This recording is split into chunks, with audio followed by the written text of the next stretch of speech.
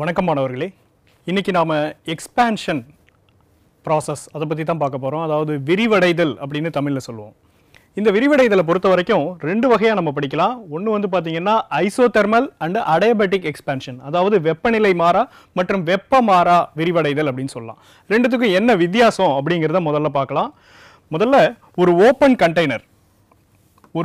கண்டெய்னரில் ஏதோ ஒரு கேஸ் ஆர் லிக்விட் இருக்குது. இது பாயில் ஆகும்போது பார்த்தீங்கன்னா இதில் டெம்பரேச்சரை மேனேஜ் பண்ணுறதுக்காக டெல்டா டி ஈக்குவல் டு 0 இருந்துச்சுன்னா இதில் எக்ஸ்பான்ஷனுங்கிறது நடக்கும். இந்த எக்ஸ்பான்ஷன் அப்படிங்கிறது டெல்டா டி ஈக்குவல் டு 0 இது கூட தொடர்புடையது.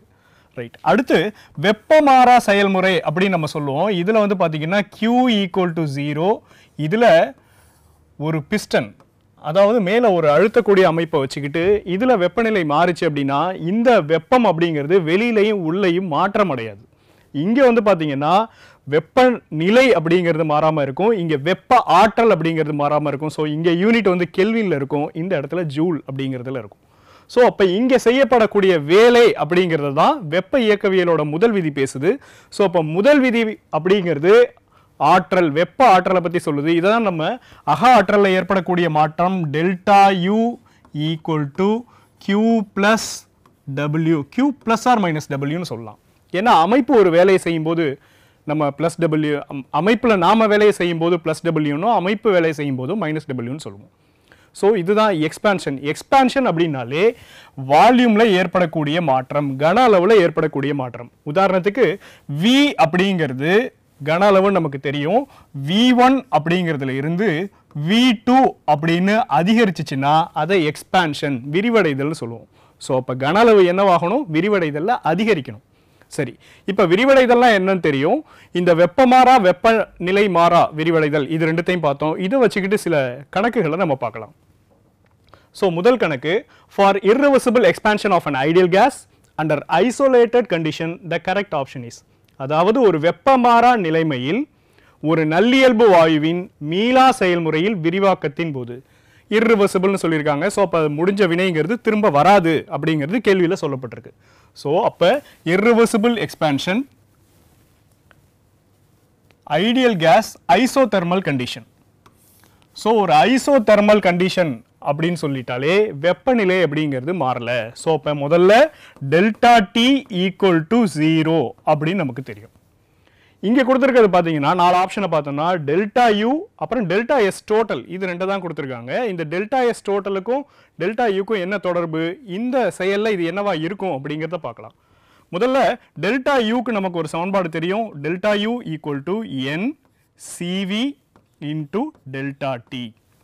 ஸோ டெஃபினேஷனில் பாருங்கள், டெல்டா டி ஈக்குவல் டு 0 இருக்கு. அப்போ டெல்டா டிக்கு பதில் 0 நம்ம சப்ஸ்டியூட் பண்ணும்போது டெல்டா யூவோட மதிப்பு என்னவாகுது? 0 அப்படின்னு ஆகுது. ஸோ அப்போ டெல்டா யூவோட மதிப்பு இந்த செயல்முறை irreversible எக்ஸ்பான்ஷன்ஸை பொறுத்த வரைக்கும் இது 0 அப்படின்னு ஆகுது. ரைட்.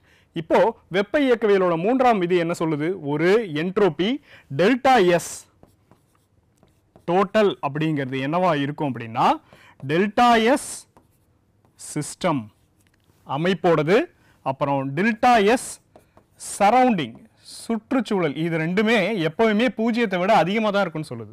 ஸோ அப்போ ஒரு யூனிவர்ஸை பொறுத்த வரைக்கும், இந்த அண்டத்தை பொறுத்த வரைக்கும் இந்த என்ட்ரோபி அப்படிங்கிறது எப்பவுமே அதிகரிச்சுக்கிட்டு தான் போகும் அப்படின்னு நமக்கு தெரியுது. ஸோ அப்போ டெல்டா எஸ் அப்படிங்கிறது டோட்டலோட மதிப்பு 0 இருக்கிறதுக்கு வாய்ப்பே இல்லை. So which is not equal to 0. So இப்போ delta U equal to 0, delta S total is not equal to 0 அப்படின்னு நமக்கு தெரியுது.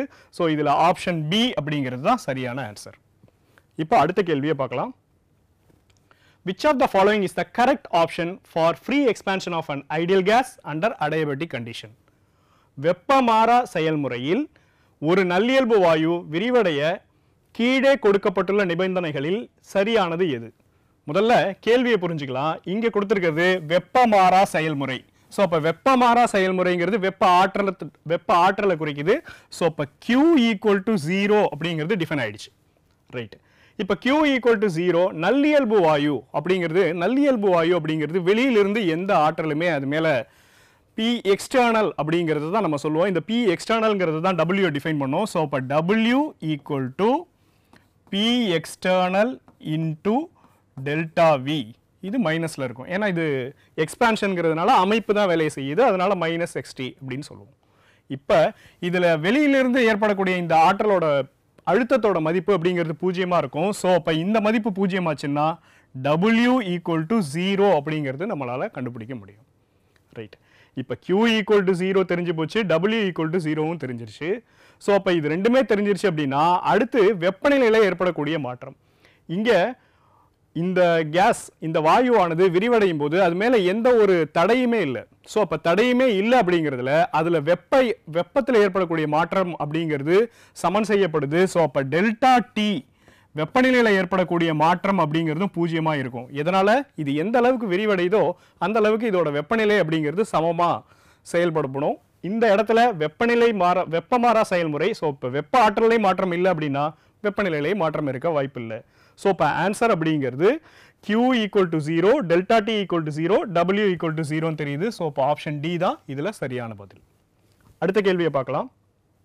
ஸோ இப்போ ஒரு கணக்கு பார்க்கலாம். Work done during the expansion of a gas from a volume of 4 decimeter cube to 6 decimeter cube against a constant external pressure of 3 atmosphere is. 3 atmosphere மாறாத அழுத்தத்தில் 4 decimetre cube கன அளவிலிருந்து 6 டெசிமீட்டர் கியூபுக்கு வாயு விரிவடையும் போது செய்யப்படும் வேலையின் அளவு. ஸோ இங்கே கேட்டிருக்கிறது ஒர்க் டன், அமைப்பு செய்யக்கூடிய வேலை. ஸோ அப்போ W = -P ΔV. ரைட், இங்கே இந்த இடத்துல டெசிமீட்டர் கியூப் அப்படின்னு கொடுத்துருக்காங்க. டெசிமீட்டர் கியூப் அப்படிங்கிறத நம்ம எப்படி எழுதலாம்? டெசிமீட்டர் கியூப் = லிட்டர் அப்படின்னு எழுதலாம். ரைட், இப்போ மைனஸ் அழுத்தம் என்ன கொடுத்துருக்காங்க? 3 அட்மாஸ்பியர் அப்படின்னு கொடுத்துருக்காங்க. ஸோ இப்போ 3 அட்மாஸ்பியர். அடுத்து ΔV. ΔV அப்படிங்கிறது கன அளவில் ஏற்படக்கூடிய மாற்றம், வால்யூமில் ஏற்பட்ட டிஃபரன்ஸ். ஸோ இப்போ 6 டெசிமீட்டர் கியூப் லிட்டர்னு எழுதலாம். 6 லிட்டர் -4 லிட்டர் அப்படின்னு எழுதலாமா? ரைட், இப்போ -3 அட்மாஸ்பியர், 6 லிட்டர் -4 லிட்டர்னு இருக்கு. ஸோ அப்போ இன்டூ 2 லிட்டர் அப்படின்னு எழுதுவோம். ஸோ அப்போ 6 -6 அட்மாஸ்பியர் லிட்டர் அப்படின்னு நமக்கு பதில் தெரியுது. இப்போ கொடுத்துருக்க ஆப்ஷன்ஸ் எல்லாத்தையும் பாருங்க, எல்லாத்தையுமே ஜூலில் கொடுத்துருக்காங்க. ஸோ அட்மாஸ்பியர் லிட்டர் அப்படிங்கிறத ஜூலுக்கு மாற்றணும். இதுக்கு கேள்வியிலே நமக்கு சொல்லியிருக்காங்க 101.32 ஜூல் அப்படின்னு கொடுத்துருக்காங்க. ஸோ அப்போ இது அட்மாஸ்பியர் எல் அப்படிங்கிறதுக்கு பதில் இந்த 101.32 ஜூல் அப்படிங்கிறத சப்ஸ்டியூட் பண்ணலாம். ஸோ அப்போ -6 × 101.32 ஜூல். இதை பெருக்கணும் அப்படின்னா 6 × 100 600. ஸோ அப்போ 1.36 டைம் பெருக்கணும் அப்படின்னா கிட்டத்தட்ட அப்ராக்சிமேட்டாக -608 ஜூல் அப்படிங்கிறது ஆன்சராக வருது. ஸோ அப்போ இந்த இடத்துல ஆப்ஷன் ஏ அப்படிங்கிறது தான் சரியான பதில். இங்கே நம்ம என்ன பண்ணியிருக்கோம்? செய்யப்பட்ட வேலை W = -P ΔV அப்படின்னு சொல்லியிருக்கோம். ஸோ இப்போ Pயோட மதிப்பை சப்ஸ்டியூட் பண்ணிட்டு ΔVயையும் நம்ம இதில் சப்ஸ்டியூட் பண்ணணும். ΔVங்கிறது V2 - V1. இந்த இடத்துல V2ங்கிறது 6 டெசிமீட்டர் கியூப், V1ங்கிறது 4 டெசிமீட்டர் கியூப். ஸோ அப்போ சப்ஸ்டியூட் பண்ணோம் அப்படின்னா -6 அட்மாஸ்பியர் லிட்டர் அப்படின்னு நமக்கு பதில் வந்துச்சு. ஸோ அட்மாஸ்பியர் லிட்டரை 101.32 ஜூல் அப்படிங்கிறத சப்ஸ்டியூட் பண்ணோம் அப்படின்னா நமக்கு -608 ஜூல் அப்படின்னு ஆன்சர் வருது. ஸோ அடுத்த கேள்வியை பார்க்கலாம். A system is expanded under adiabatic process. ஒரு வெப்பமாறா செயல்முறையில் ஒரு அமைப்பு விரிவடையும் போது 4 ஆப்ஷன் கொடுத்துருக்காங்க. முதல்ல வெப்பமாறா செயல்முறை அப்படின்னு சொல்லும்போது Q = 0. ஸோ Q = 0 அப்படின்னு சொல்லிட்டாங்க. நமக்கு வெப்ப இயக்கவியலோட முதல் விதி என்ன சொல்லுது? ΔU = விரிவடையும் போதுன்னு சொல்லியிருக்காங்க. ஸோ அமைப்பு வேலையை செய்யுது. ஸோ அப்போ Q - W அப்படின்னு எழுதலாம். இந்த இடத்துல ΔEங்கிறது ΔE ΔU ரெண்டுமே சமம் தான். ஸோ அப்போ Qங்கிறது 0 ஆனதுனால ΔU = -W.